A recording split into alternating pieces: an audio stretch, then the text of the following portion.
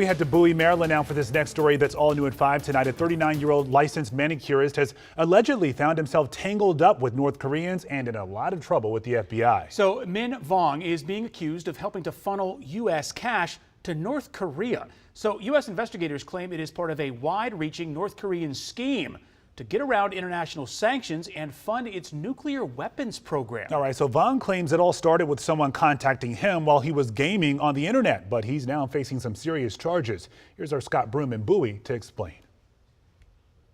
Behind me here, the Allure Nail Spa in Bowie, where coworkers here say Minh Phuong has not showed up to work for a couple of weeks.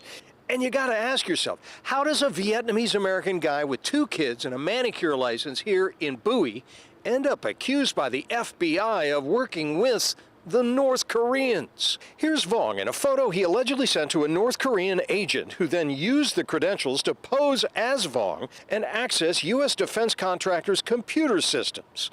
Vong told FBI agents he got sucked in by text messages from a stranger he was gaming online with, who said he knew an easy way Vong could make some good money.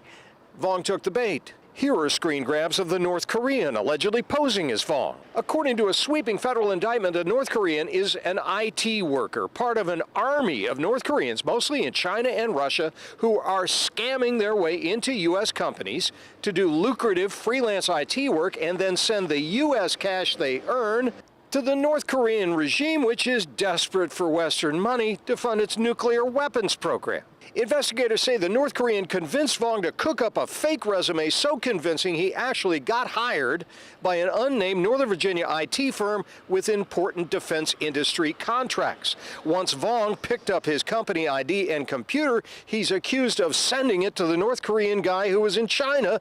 And then the North Korean used the machine and credentials to access the company and run up invoices for freelance work in Vong's name while working remote.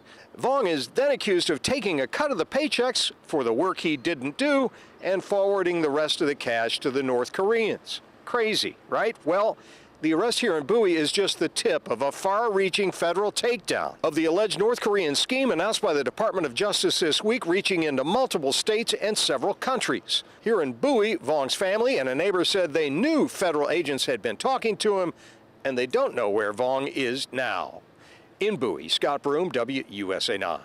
Well, Vong is charged with conspiracy to commit wire fraud. The FBI has not confirmed if Vong remains in custody tonight. All right.